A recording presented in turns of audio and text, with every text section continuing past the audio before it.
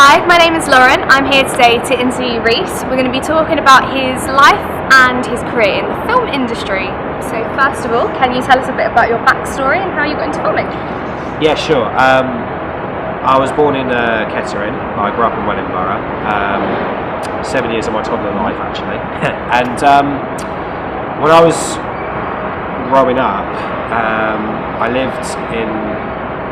moved to Milton Keynes for a school because I was diagnosed with autism at the age of 4. So what happened was I went to a school where they could help me, basically, because there were autistic kids and people like that.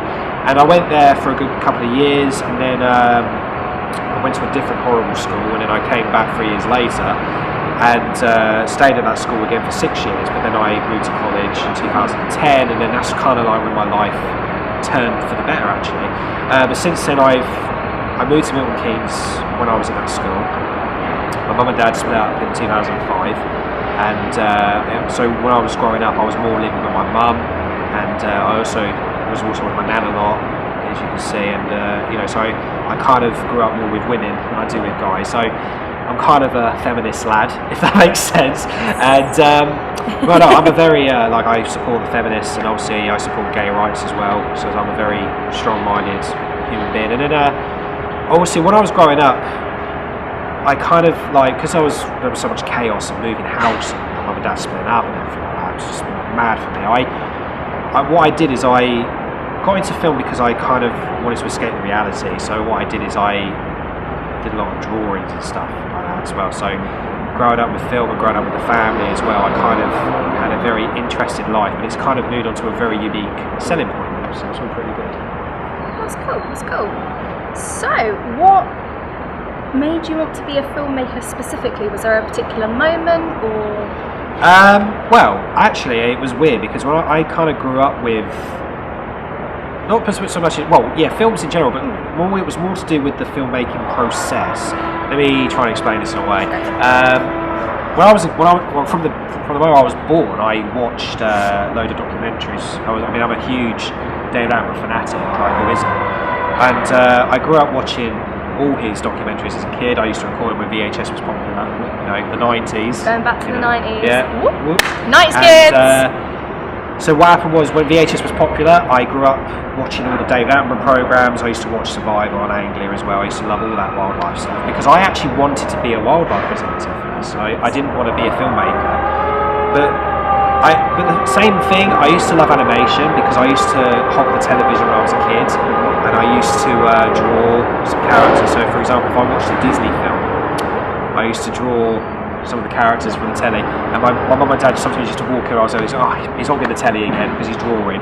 That's when I was very, very little. But then, so animation, documentary was what I kind of grew up with. And then when my mum got me a camera, I kind of got more into the backstory of film. So I was more into how they made these documentaries rather than me being in front of the camera. And so So for example, when I got a film on DVD, I used to watch the backstories more than actually watch the film because I used to love how they used to make it.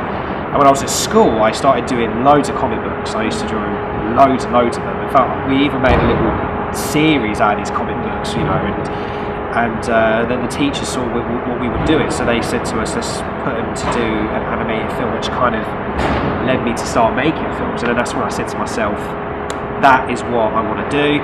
So from October 2005 onwards, I've been making films for 13 years. So we know that you've made 3 feature films. Yeah. Which one was the most difficult?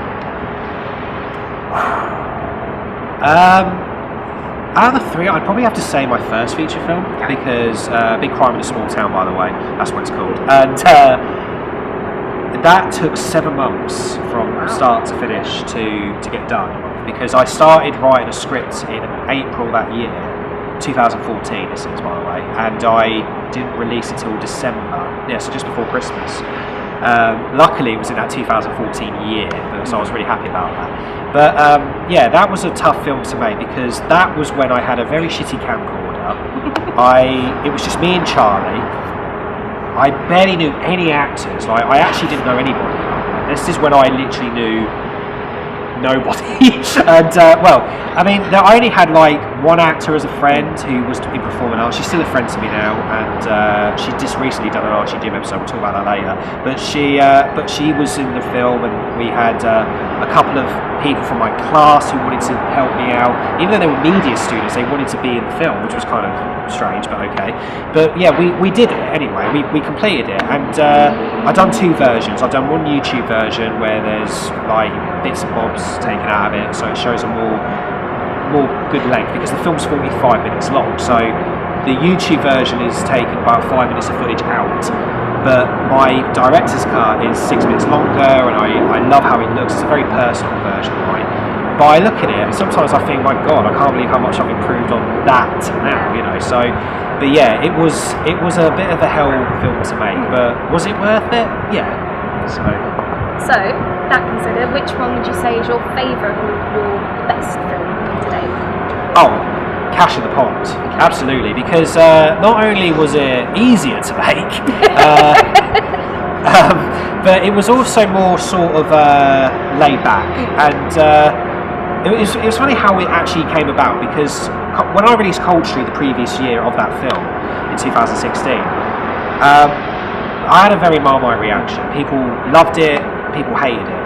It's because people said that Coldstream was a little bit too much like my first film, it was too dark, some of the characters turned from likeable to unlikable, that sort of thing, you know. So I mean, I didn't know that what I was, to be honest, I was on a film high adrenaline when I was making my second film, so I think I was kind of blind when I was making it. But I think all filmmakers you had director's vision. Yeah, I think some filmmakers have it. Like, I mean, Steven Spielberg said there were moments in Hook he regretted and stuff like that, because he said he didn't know what he was doing, he just wanted to do it. So I think I definitely have a Spielberg trait there. Yeah, so what happened was I decided to go through my old scripts and think, right, let me try and find something old that I can find that I can make, because otherwise if I start all over again I'm just going to struggle. So I found all these old ideas I list, and if I have an idea I put it hidden. So I go through my old scripts, and then I found Cash in the Pond, and I wrote 15 pages of that 2 years before. So I was thinking, maybe I could do this one, because it's a prequel to my first film. Everyone loved my first film. So I thought, maybe if I bring that back, maybe it will bring back my audience, because, like I said, I had a mixed reception of Culture, so I was a bit worried I was losing my audience. But this time, I had to go the more comedy route, because everyone loves my comedy style. So I thought, okay, let's do comedy. Let's make it more light-hearted, but let's add a tiny touch of darkness, just a tiny little touch. So I thought I'm going to go with it. So I rewrote the script. It took me 2 weeks to go through, and I was determined to release it in 2017. Don't ask me why. I had to release a 2017 movie. Yeah, I had to. So I said to Charlie, I've got a third feature film in mind. It's a prequel to our first film. I told him the storyline. I told him what the characters would be and everything. And he just said to me, good luck, because he didn't have much involvement with that film. He was too busy, so it was fine. He just said to me, go ahead with it. So I did, and I spoke to some actors who I wanted it to be in the film. They read the script straight away. They said yes, which I was very happy about, because I've got some really fun actors in my film. And it only took 2 months to complete, which was really good, because, like I said, it was very laid back, it was very quick. We actually started shooting a week after I finished the script, so it's a quick turnover. Yeah, I mean, from Coldstream, it was amazing. I felt more relieved. Yeah. But what was also amazing was on YouTube, it was more of a success. In fact, right now, while we're having this interview, it's got nearly 900 views, and I'm hoping it'll reach 1,000 soon. Let's hope so, guys. Let's get watching it. I'll share a link down below. Well, it's on my channel. This is on my channel, so they can watch it. Yeah. You know. Have a browse. Yeah. Okay. There you go. Yeah. So, have you ever met anyone famous or any notable filmmakers? Since I've been in London. Oh, wow. Funny enough, I met Dermot O'Leary once. I bumped into him at W.H. Smith. Of all the places. Yeah, well, he was doing a book signing, so I waved to him and he said hello to me. That was probably one moment. Anyway, have I met anybody famous since moving to London? Yes, Danny Dyer, book signing, really good guy. The massive hands, like God, he put his hand over my shoulder and he just knocked me over. Honestly, he's got massive hands, and even when he shook me, I was a bit you know what I mean? I love him, but Jesus, his hands. If ever I meet him, I'll look out for his hands. Yeah. big hands. Nice guy, but big hands. And I bumped into Martin Treneman at one point. He was on a tube. I saw him. Big fan of him because I love Photoshop, so I got a picture of him. He was a really cool guy. Chris Moyles, met Chris Moyles, a really cool guy. Yeah, bumped into him. He was walking around Leicester Square, bumped into him, got a picture, that was it. See you later. You know, it was quick and easy. But for filmmaking wise, I've made a really amazing bunch of contacts since being here.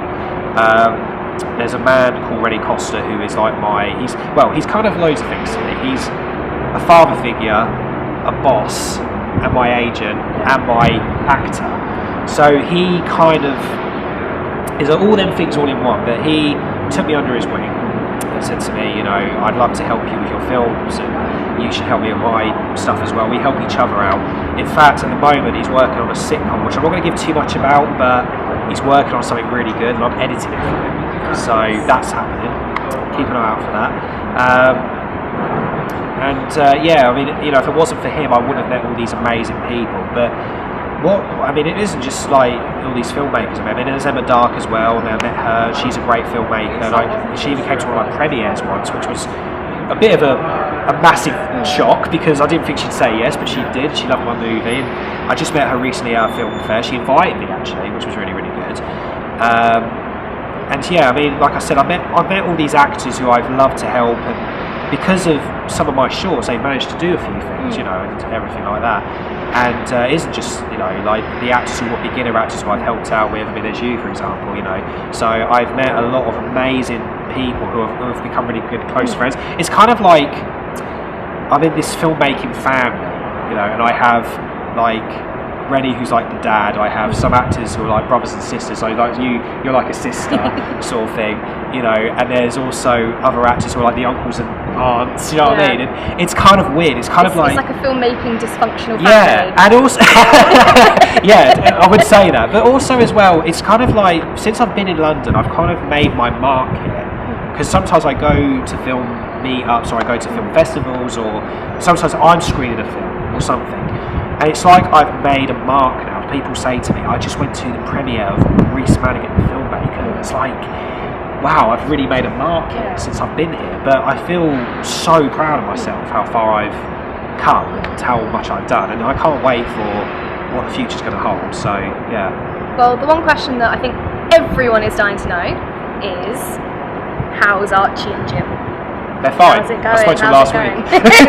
Yeah, how's it going with the new series? Yeah, the new series, it comes out this September. I'm really looking forward to getting them out. We've already done 3 episodes. We're doing the 4th one later this month, which I'm starting again now. There's an episode that we've got later this month. It doesn't make sense. Well, what I'm trying to say is it makes sense, but the plot doesn't make sense. Like, there's a plot, but it doesn't make sense. Let's just leave it for there, because I'm going to start laughing again, because we were doing a rehearsal, I started laughing. Yeah. But she's off now. And no, but thinking of you laughing. But the series itself, it's going well, and we've got some really good episodes. Like, I'll give you some hints of some episodes of what's happening. So, in episode 1, which we haven't filmed yet, but it's going to be the best one. It's the best episode we've written. Archie and Jim win the lottery. But they end up trying to get rid of the money because they're bored. I remember you telling me about this. Yes, I'm looking forward to that one. There's an episode we've already filmed called The Wild Outdoors. Archie and Jim encounter a hunter who likes to hunt humans when they go out camping. So there's an episode. It's a bit worrying. There'll be a clip coming out soon. I can't wait to share one of the clips. Episode 3 is, I think it's The Magnificent 2. Where Archie and Jim decide to be cowboys because why not? A girl just says to them, "You're cowboys." So they go, "Okay, we're cowboys," and they just become cowboys for the whole entire episode. Episode 4, they're the one I'm filming later this month. Let me just say that Archie and Jim try and come up with a new money-making scheme. That's all I'm going to say. Episode 5, they encounter a ghost in one episode and they try and kill it. They encounter a ghost in their house and they try and kill it, So, you know, how can they kill a ghost? I'm sure they'll find a way. You'll have to see. And in episode 6, which is quite a funny, peaceful episode, Jim believes that flowers can grow by music, so he tries to help a woman's rose that's dying. So Archie and Jim try to flutes and try and make the Try music. to flute to make Try the to flower. flute, yeah. Flute the flower. But yeah, it's just yeah, they try and flute the flowers. But yeah, because basically what happens is Jim believes in nature and everything, and Archie hates it. But they find this woman, her rose is dying. And so Jim, being as lovely as he is, he says, we need to help this rose grow. So he thinks that if they blow flutes, that flowers will grow. But Archie's just like, it ain't gonna work. But Jim's like, yeah, but it might do. So it's worth a try. Yeah, exactly. And to be honest, it's quite a fun episode to end on because it's not as crazy as the others, but it's fun. Yeah. You know, but you'll be happy to know as well, even though series 1 hasn't come out yet, I've already written series 2. And yeah, so hopefully series 2 will come out next year. But let's just focus on series 1 first. Yeah. And see how it goes. Let's see how that goes. Yeah. So, finally. Yeah. What's next? What are you thinking of doing now with your film career? Well, there's a bit of food shopping I've got to go to do with it, you know. I no. said with your film career. Obviously. No, I've got, well, number one thing, The Wonders of Alice comes out soon. I'm looking forward to making that. That's going to be really, really good. Obviously, you're helping out on that as well. So, got an amazing cast of actors who are joining the film. I'm looking forward to We've got Isabel Albert again, who's in 2 films. She's playing Alice. Charlie's back as playing Hattington because he was great in the short. Miriam Doggan's coming back as well. We've also got Manush, Rennie Costa's coming into it. We've got Bo Anthony, who I've worked with before. We've also got Darren Stevens, who I've never worked with before, but he's coming in as well. We've also got a very talented new actress called Alex Johnstone from Manchester who's coming to do this film. We've got another newbie who's actually a YouTube star called Carol. She's joining our film. She plays Doreen, who swears a lot. I can't wait to hear her swear, because in real life she swears, so in this she's going to swear a lot. Yeah. So I'm looking forward to that as well. We've got Sammy Simmons, he's coming back into it as well. I've worked with Sammy. Sammy. Yeah, he's playing Michael Hare, whose character is obsessively in love with Alice. That's going to be really fun. That'll suit him. In a good way, Sammy. In a good way. Yeah, so amazing cast, you know, looking forward to working with all of them, and obviously I'm going to be in the film. I play Richard White, who's a con artist who sells broken watches. I've actually just ordered my costume, it's coming soon. Looking forward to wearing my waistcoat, my hat and everything, so I'm looking forward to that. Yeah, and also I've got a horror film coming out soon, Slice Like a Fox. I've also got, what else have I got coming out? Oh, I'm writing my 5th feature film, which I announced yesterday that I was going to cast Shit. Everyone on Facebook lost their shit to it because they were like, oh, we want to be in it. Yeah, I was watching that. Yeah, I mean, it's early days, people. Chill out, you know. I mean, they might even have a good role. They might read the script and think, you know, it's terrible, you know. But, you know, let's just relax for a moment. Let's just take things a step at a time, you know. But I can say that the 5th feature film will come out a year after The Wonders of Alice, you know. So I'm looking forward to getting those out. And whatever else comes my way. Comes my way. Well, thank you very much, Reese. Thank you very much. Look forward to seeing your future work. And check out the YouTube page, guys. Check out Archie and Jim and all of the other clips and films that Reese has made. Thank you very much.